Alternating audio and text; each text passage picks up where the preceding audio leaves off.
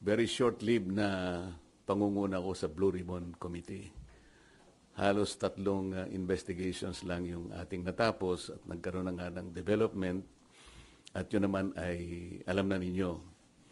Ngayon, dahil nga dun sa mga pangyayari na yan, meron akong gustong mga issue na dapat ituwid. Gusto kong unahin yung tungkol dun sa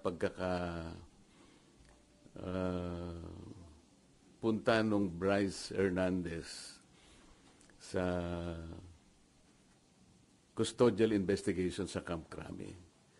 Sapagkat kung alam naman ninyo, yun ay na-cite natin in contempt dahil nga sa tahasang pagsisinungaling niya, harap-harapan, ipinakikita na namin sa kanya mga dokumento, pati nga yung ginagamit niyang mga peking IDs na inisyu ng LTO.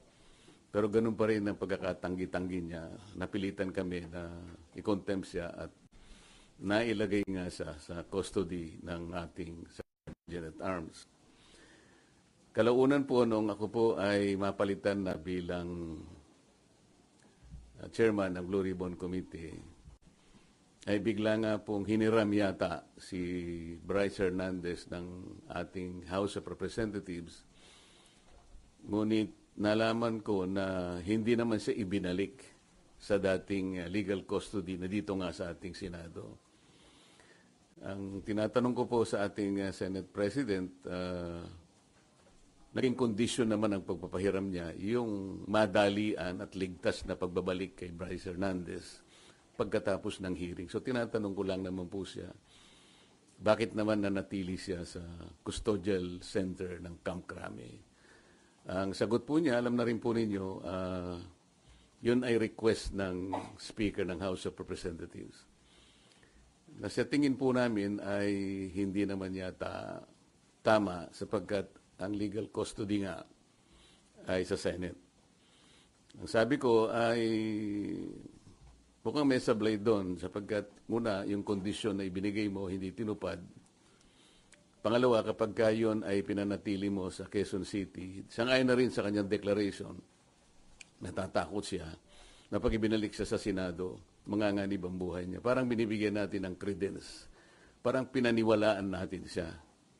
Sa mga tweet, pagka siya'y nagsasalita rito sa Senado, parang hindi siya pinaniniwalaan. Pag nagsalita siya sa House of Representatives, tiwalang-tiwala ng kanyang sinasabi, puro totoo. Samantalang, puro sa kasinungalingan din naman ang kanyang sinabi. At nung kami magkaroon nga ng konting huddle nung bumaba siya sa session hall, sinabi ko sa kanya, Mr. President, dapat naman sana nakonsulta mo naman ako kung siya ay tuluyan mong ilalagak sa pangangalaga ng custodial center ng Quezon City. Bakit ko naman gagawin? Sabi niya, ako naman ang Senate President. Nakalimutan po niya na meron po tayong tuntunin sa Blue Ribbon Committee. Ito po ay nasa Article 6, Section 6, Paragraph C ng rules ng Blue Ribbon Committee. Kailangan po malaman ninyo. Ang sinasabi po ron, yung witness na cited in contempt may be ordered to be detained in such a place as may be designated by the committee alone. Meron pong option doon or with the concurrence of the Senate President. Sa mga tweet, yun lamang designated place by the committee alone, sapat na yun Kaya ko sinabi, dapat kinonsulta mo ko. Kaya lang, sabi niya, napalitan ka na Bakit pa kita kukonsultahin? Hindi po Nung kinumit niya sa Quezon City Custodial Center, na-monitor ko sa bilyonaryo at sa ibang mga pahayagan, Inquirer, mga 2:15, 1:30 to 2:15 p.m. ang nakalagay sa mga dyaryo. For the record, nung ako po napalitan is about 5:24 in the afternoon. So ako pa rin ang chairman. So gusto ko lang linawin yun. Ang pangalawa po rito ay yung aking sulat sa DOJ na bilang nananatiling chairman noon ng ating Blue Ribbon Committee nirekomenda ko po na siya ay makapag-apply sa Witness Protection Program. Sangayon po sa Republic Act 6981. Kasi po sinasabi rin po sa Section 4 na sinasabi na sa kaso ng legislative investigation in aid of legislation, yung witness po, upon his express consent, ay pwede siyang ma-admit into the program upon the recommendation of the Legislative Committee where his testimony is needed. So yun po yung aking ginawa.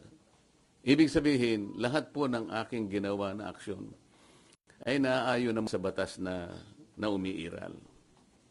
Provided that the recommendation is approved by the Senate President. Hindi nga po niya inapprove, kaya po yun ang tinanong ko sa kanya noong September 9 na po yata yun na nagkaroon kami ng session.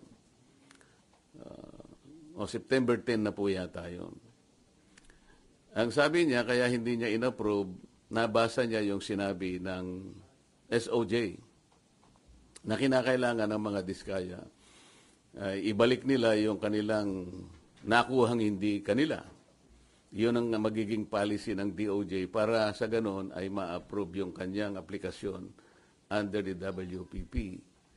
Nagtaka nga po ako kung bakit ganoon ang sinabi ng ating SOJ sapagkat linggo, isang araw bago pasimulan natin yung pangatlong investigation, nagkausap po kami.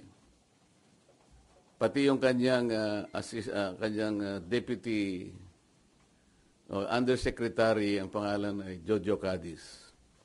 Nakausap ko yun ng mga ilang araw, siguro Biyernes hanggang Sabado. Sinasabi ko sa kanya yung maaaring merong lumabas sa mga contractors na kasangkot dito sa aming pag-iimbestiga sapagkat nagpapadala sila ng feelers na maaaring may magsabi and they will come into the open. So I was looking at the possibility of granting them provisional immunity. Ang sabi naman nung Yusek Cadiz, mabuti po kanya i-refer ko rin sa ating SOJ. Sabi ko, tama-tama yan. Hanggang sa araw nga ng linggo, nagkausap kami personal. At tahasan niyang sinabi sa akin, pwede yan, sabi niya sa akin. Alam niyo naman, si Secretary Boying Rimulya, matalikong kaibigan yan, matagal kami nagsama sa House of Representatives. So pinanghawakan ko yung kanyang sinabi sa akin. Alam mo naman kanya, ang Senado ay kabatakan natin yan, lalong-lalo na sinusulong natin yung Whistleblowers Act. Sige, kanya, panindigan natin yan. So matibay po yung aking paniwala, malakas ang aking loob, kaya sumulat nga ako at inirekomenda ko nga na siya mapa sa ilalim itong mag-asawang diskaya sa Witness Protection Program. So ako'y nalulungkot kung bakit ginawa yon. Nagpahayag ng gano'n ang ating Secretary of the Department of Justice. At yun naman ang ginawang basihan ng ating Senate President na hindi nga niya pwedeng pirmahan yung aking sulat. Alam po ninyo, sa tamang pagkakataon, I'm going to confront the Secretary of Justice kung bakit niya sinabi yun. Sapagkat malinaw naman po sa batas. Kung titingnan po ninyo yung Section 3, isama na po ninyo yung Section 10 ng Republic Act 6981. Maliwanag po doon kung ano-ano ang mga requirements na kakailanganin para mapasa ilalim ng Witness Protection Program ang isang witness na nag-a-apply.